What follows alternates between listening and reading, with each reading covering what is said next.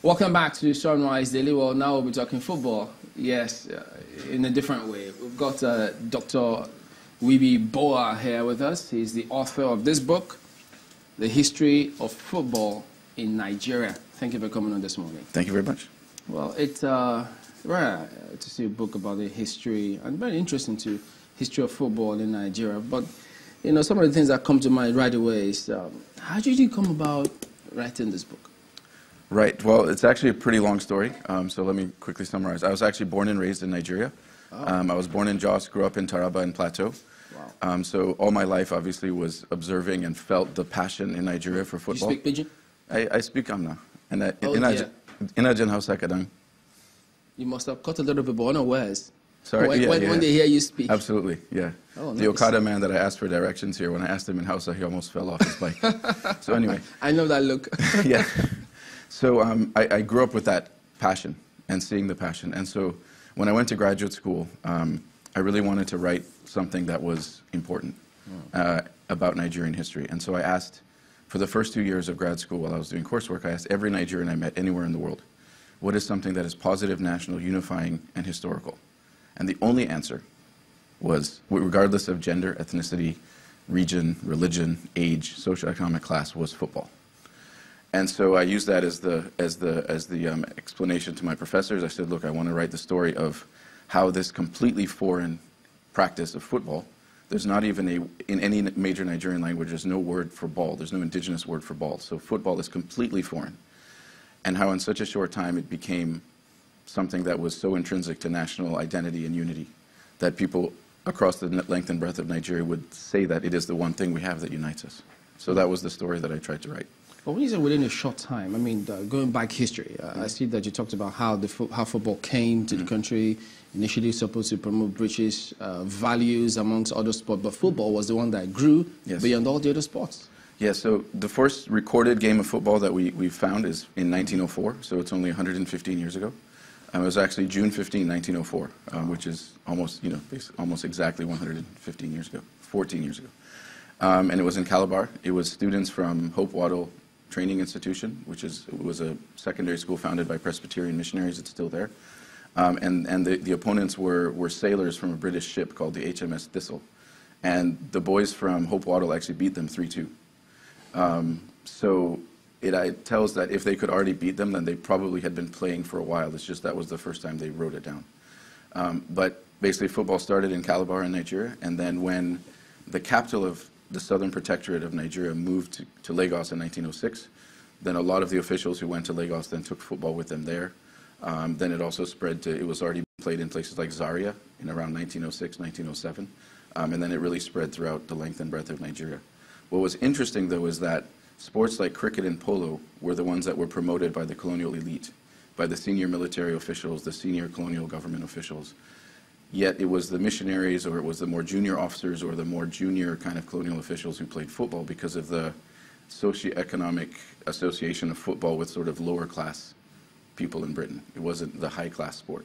And so even the fact that Nigerians took to football instead of cricket or polo in mass, it was actually itself a form of colonial protest. So this spread because it was all you needed was the ball and the field. Exactly, exactly. Wow. Yeah. But how did it get to become a national sport and unified everybody? Right, that's the story the book tells. I mean, basically, in the 1920s, it became very organized in Lagos in particular, and in a few other places. In the 1930s, in 1933, actually, they formed the Nigerian Football Association. Even though our badge says 1945, the first meeting happened in 1933. And once that was organized, then it really helped to organize the game across Nigeria. By World War II, football was so popular already that Nnamdi Azikiwe, Nigeria's first indigenous governor general and president, who had a series of clubs across Nigeria called the Zeeks Athletic Clubs, he took the best 11 of those clubs and made 2 tours of Nigeria during World War II, and went to every major city in Nigeria with his team and played against local teams to raise money for the war effort. But after the games, he would give speeches with the colonial officials next to him, and he would be talking about that the war is for democracy and independence. And so football was already used as a way to protest independence in 1945, the colonial governor, Arthur Richards, instituted the Governor's Cup, which was the first national competition. And it's now the Federation Cup or the Challenge Cup or whatever, but it's the same cup that has continued since 1945. And that now was the opportunity for a truly national competition for Nigeria. Initially, it was just in Lagos, but by the early 50s, a team from Kano won it. A team from Plateau made the final, although teams from Plateau lost 11 finals in a row and finally won in 1999. But it was that competition that then really took it national, and it was that, you know, the fact that someone from Lagos could be competing against someone from Maiduguri that started creating that, that sense of national identity. But I also see that at the point, you wrote that Dr. Zikiwe he organized those sports, football games, to raise money for some war veterans of a war at the time, but it's kind of different now. What happened at that time? In terms of when he organized the sport to raise money, why didn't that culture continue? Well, remember, he was actually doing that as a subtle way to cover the fact that he was actually protesting colonial rule. So the fundraising was a cover for that.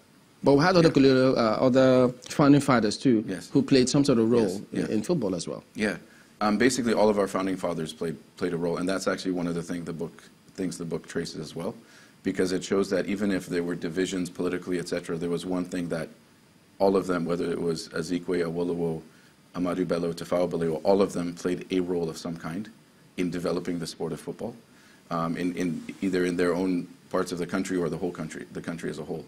You know, sponsoring different tournaments, playing various roles. Like Tafawa Balewa, our first prime minister, was actually the chairman of the Referees Association. Amadu Bello had a competition that he called, it was like the Sardauna's Cup, the Governor's Cup for the North. And all of them had that kind of association with football because they saw both the power of football to bring people together, but also obviously the power of football that you benefit from it politically. You know, just looking through, I mean, this is quite deep and very interesting materials here. How long did it take you to put this together, and where did you find these materials? So most of this material actually came from when I did my doctoral dissertation from Yale University, which is in the early 2000s, so it was quite a long time ago. Wow. But basically, in that period, I went to, I used the archives at Yale University. They have basically every newspaper published in Nigeria from 1860 to now. And so I went through every single page of every single newspaper from 1860 to 1960 about Nigeria, and obviously got a lot of the material there. I also spent time in the Rhodes House Archives at Oxford, which houses all of the personal papers of all the colonial officials. And so it's basically when you're looking at the letters that they wrote home and their personal diaries that you actually see what they did outside of the office, and that's where you learn a lot about polo and cricket and football. But then most importantly, obviously, was the research in Nigeria. And you know, we have national archives in Enugu, Ibadan, Lagos, and Kaduna. Those archives actually have a wealth of material. It's just they're not used. And so our history is actually all there. It's all documented, waiting for people to use it. And so when I would go to the archives, the archivists were so excited because someone was actually coming to look at what was there. And so I think anyone out there who wants to learn or tell the story of Nigeria's history, the material is there. We just have to go use it. Wow.